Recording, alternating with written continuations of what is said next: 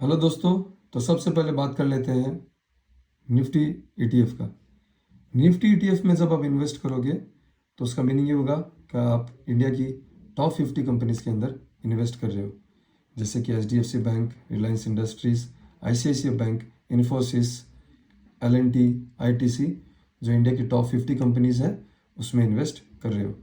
तो इसमें जो है आपको कोई भी टेक्निकल चार्ट नहीं देखना है, ये लॉन्ग टर्म के लिए आप इन्वेस्ट कर सकते हो। क्योंकि जिस तरीके से निफ्टी पैंडमिक में 7,500 600 से लेके 8,000 का था, अभी 20,000 प्लस हो गया है। तो उसी तरीके से ये लाइफ लॉन्ग बढ़ते रहेगा और आपको रिटर्न्स देते रहेगा। तो इसके लिए आपको कोई भी चार्ट की आवश्यकता नहीं है कि कब एंट्री करना है नहीं करना है, आप इसको इन्वेस्ट कर सकते हो लाइफ लॉन्ग के लिए और ये आपको अच्छा रिटर्न देने वाला है। उसके बाद बात करते हैं बैंक ईटीएफ की। बैंक ईटीएफ जो है उसका एक्सपोजर है आपका एचडीएफसी बैंक में, आईसीआईसीआई बैंक में, कोटक महिंद्रा बैंक में, एक्सिस बैंक में, स्टेट बैंक में और अदर बैंक्स में। तो जब आप बैंक बेस में इन्वेस्ट करोगे उसका मीनिंग ये होगा कि आप इंडिया की बड़ी बड़ी बैंक में इन्वेस्ट कर रहे हो। तो अगर आपको लगता है कि फाइनेंशियल मार्केट आगे बहुत अच्छा होने वाला है और बड़ी बड़ी कंपनीज जो है बैंक्स अच्छा प्रॉफिट करने वाली है, तो आप बैंक बीज ले सकते हो। ये आपका Nippon India ETF Nifty bank बीज, इसमें अगर आप इन्वेस्ट करते हो, आप शेयर की तरह, अगर आपको मान लीजिए कि 5 क्वांटिटी उठाना है तो आप 5 क्वांटिटी उठा सकते हो। आपको लगता है कि नहीं 10 उठाना है तो आप 10 उठा सकते हो। इसके बाद बात करते हैं आईटी बीज की।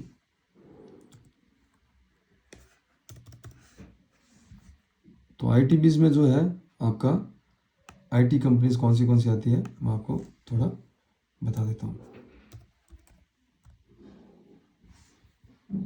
ये आपका आईटी बीज, तो ये Nippon India ETF Nifty IT बीज। तो आईटी बीज जो है आपका इन्फोसिस, विप्रो, टीसीएस, इन सब कंपनीज में इन्वेस्ट करता है। तो जो बड़ी बड़ी आईटी कंपनीज है उसमें इन्वेस्ट करता है। ये आपके सामने मैंने टेक्निकल चार्ट जो है वो ओपन करके रखा है। मैं आपको बता देता हूँ कि इसमें मैं खुद पर्सनली इन्वेस्टेड हूँ और आपको ये भी बता देता हूँ कि मैंने किस प्राइस में इन्वेस्ट किया था, तो आपको अच्छे से पिक्चर क्लियर हो जाएगी।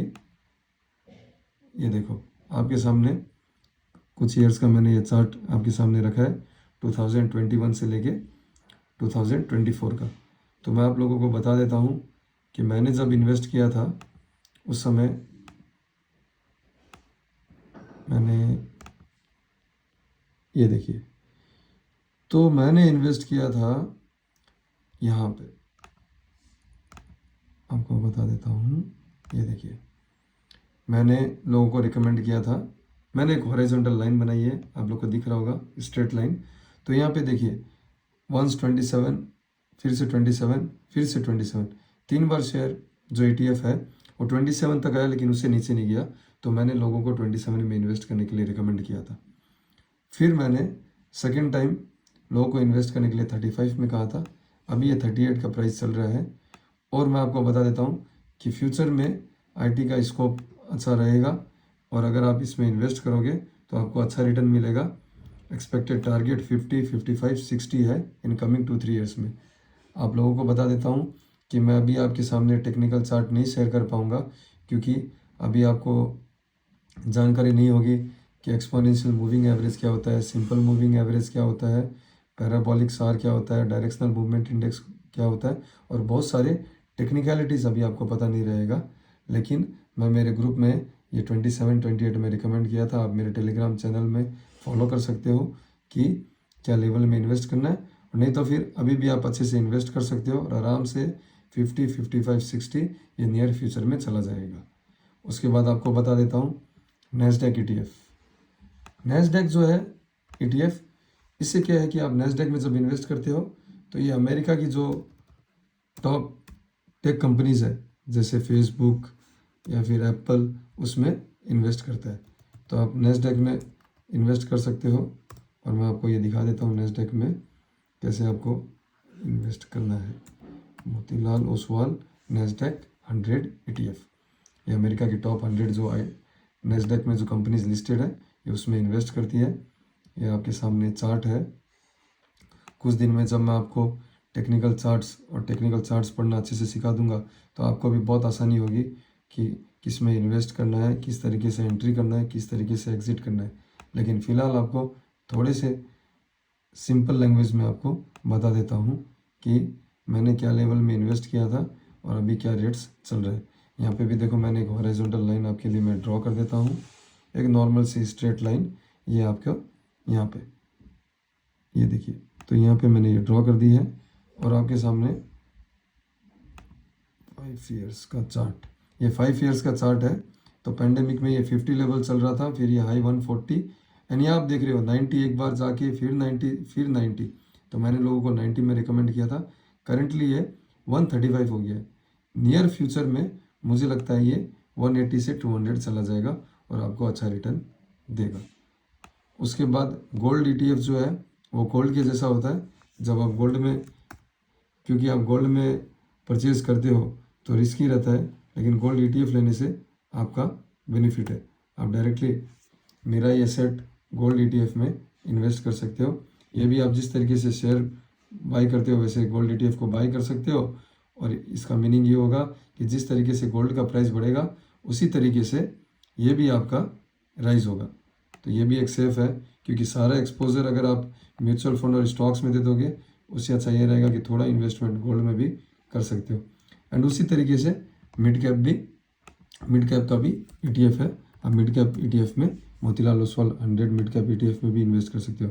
मिड कैप का मीनिंग ये है कि टॉप 50 कंपनीज तो नहीं है, लेकिन उसके बाद जो कंपनीज रहती है ये उसमें इन्वेस्ट करता है। तो मैंने आपको 6 ETF के बारे में यहाँ दिखाया है, और मैं आपको बता देता हूँ कि इसमें रिस्क एकदम कम है, फ्यूचर में रिटर्न अच्छा है, और आप डिसाइड कर सकते हो जब भी आपके पास पैसा रहता है उस हिसाब से आप इन्वेस्ट कर सकते हो। आप 5,000 रुपये भी है तो भी इन्वेस्ट कर सकते हो, आप 50,000 है तो भी इन्वेस्ट कर सकते हो, और रिटर्न अच्छा मिलेगा। तो आज के लिए मैं आपको ज़्यादा नहीं बता पाया, क्योंकि अभी तक मैंने आप लोगों को टेक्निकल चार्ट कैसा देखना है, इंडिकेटर्स क्या होते हैं, वो उतना बताया हुआ नहीं है। लेकिन सिंपल लेमन टर्म्स में मैं आपको बता रहा हूँ कि कौन से में आप लगा सकते हो। अगर आपको और भी इंटरेस्टेड है शेयर्स में भी इन्वेस्ट करने का, तो आप मेरे चैनल टेलीग्राम में उसको सब्सक्राइब कर सकते हो, और कमिंग डेज में जब यूट्यूब में आपको मैं सिखाऊंगा और आप एक्सपर्ट हो जाओगे, आप इंडिविजुअल शेयर्स भी ले सकते हो।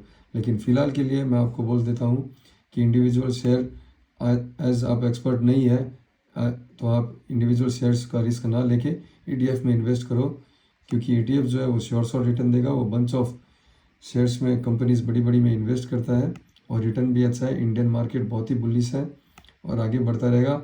और सबसे इम्पोर्टेंट, वापस मैंने IT ETF इसलिए निकाल दिया कि आपको बता देता हूँ कि अभी तक ये 2022 का हाई भी टेस्ट नहीं किया।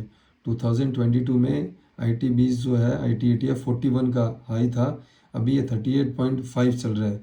जब ये नया हाई करेगा, दैट इज़ पुराना वाला जो हाई है 41 का ब्रेक करेगा, तो इसके अंदर और भी मोमेंटम आ जाएगा। मोमेंटम का अर्थ ये है कि अभी जो है ये 40 से लेके 27 के बीच में ट्रेड कर रहा था, और मैंने आपको बताया था कि मैंने 27 में लोगों को इन्वेस्ट करने के लिए बोला था, क्योंकि ये यहाँ पे ट्रिपल बॉटम फॉर्मेशन है। मतलब कि 27 एक बार आया था 20 जून 2022 में, फिर अक्टूबर 2022 में, और तीसरी बार आया था आपका अप्रैल 2023 में। 3 बार मौका मिला था 27 में इन्वेस्ट करने के लिए।